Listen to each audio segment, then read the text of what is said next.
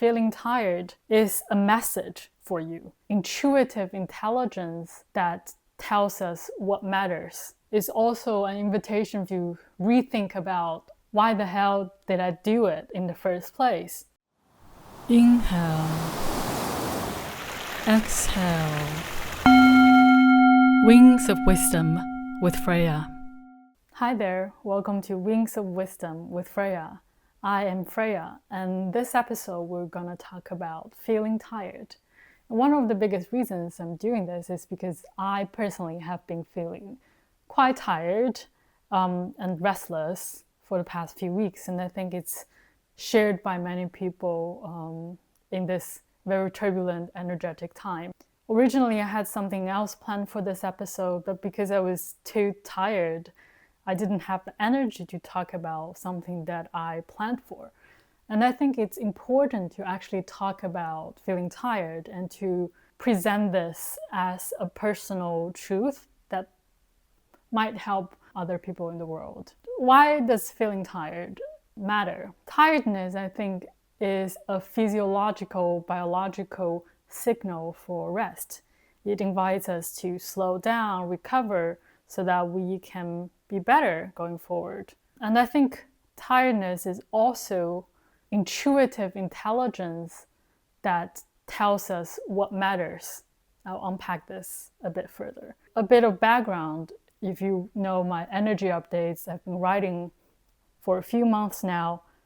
There are a lot of planets in the skies that are retrograding, including Mercury retrograde, everyone talks about that, but also Saturn, Neptune, and also Chiron, which is not really a star, but anyway, a lot of planets are going retrograde, inviting us to slow down and do more reflections than outward expansions.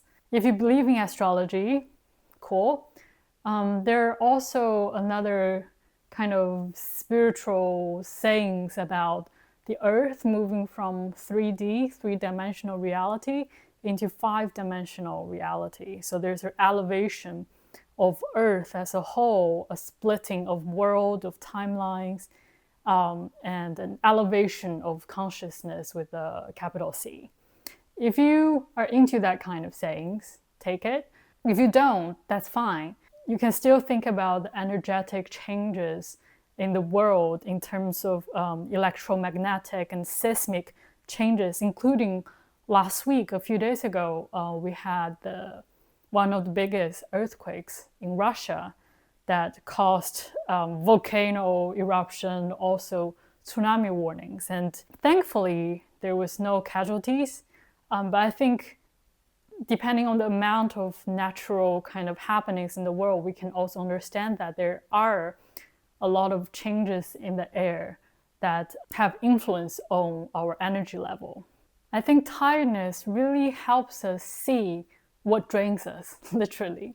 Like how your body, your mind, body, soul, if you will, react to activities that in the past you have more allowance for. But now I think tiredness becomes almost a filter for us to see what actually matters to us and what are the noises, the peripheral kind of activities that don't align as well as the most important things. When you're tired, you can't perform anymore.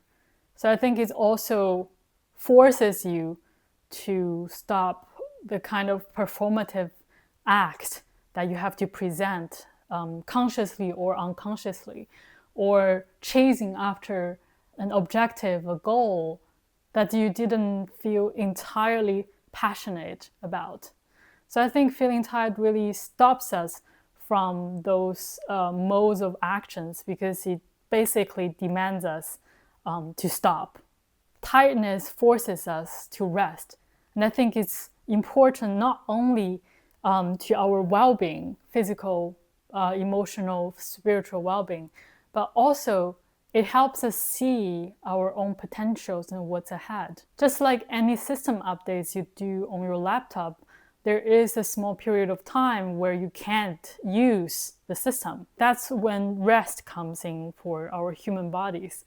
I think especially if you're into energy and the consciousness kind of sayings, rest is so important for us to integrate the incoming energies and changes through our mind, body, soul. It doesn't just happen overnight, it happens over many different nights. Thinking that way, to allow yourself to embrace that tiredness, to say it's okay to feel tired, and to have patience with yourself is also very beautiful. Wings of Wisdom with Freya.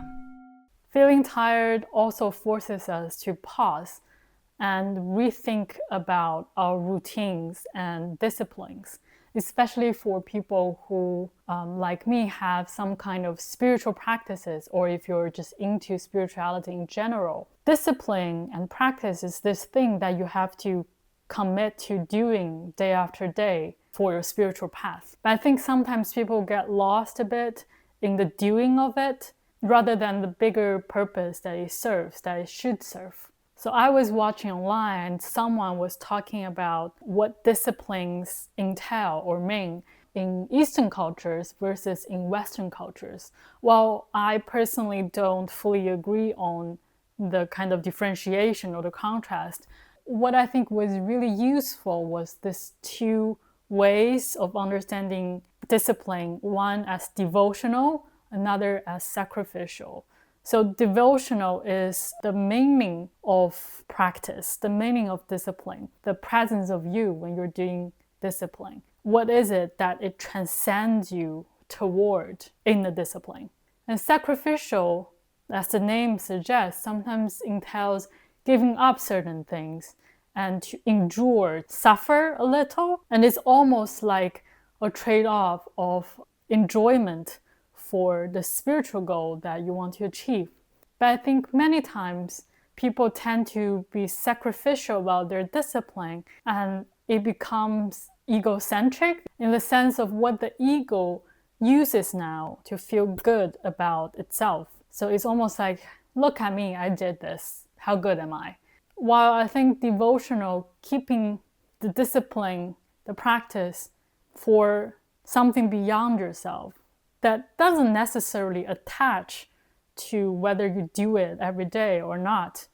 I think that's more beneficial. And when there is a tiredness, I think it's very important, if you have a spiritual practice, to understand why you feel tired. I think it's very important for you to answer to your own feelings and emotions authentically.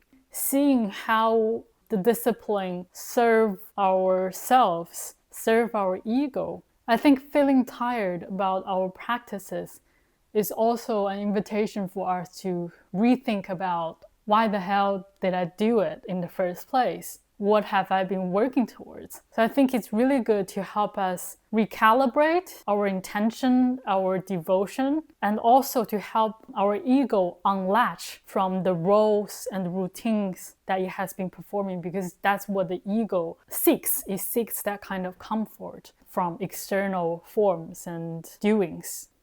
And I'm not saying that if you feel tired, then everything you've been doing, you've been practicing like yoga or meditation or breathwork or anything, it's inauthentic. But I'm saying that feeling tired is a message for you. It's as important as doing those disciplines. So don't force yourself while you're tired to still do the practice that you force yourself to do, because then it doesn't serve the energy that it should serve. It just becomes a fight between you and your ego, what you want yourself to do.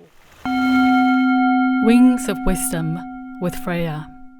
So this is just a very quick episode. I didn't plan this, but I feel like it's very important also in my practice to stay true to how I feel. And if I can't speak the truth and have to perform a truth in my podcast, then I think it betrays the purpose of why I started this podcast. So I hope that would be useful to some of you, and let me know what you think. This is Wings of Wisdom with Freya, and I'm Freya. Thanks for being here, and I hope to see you next time.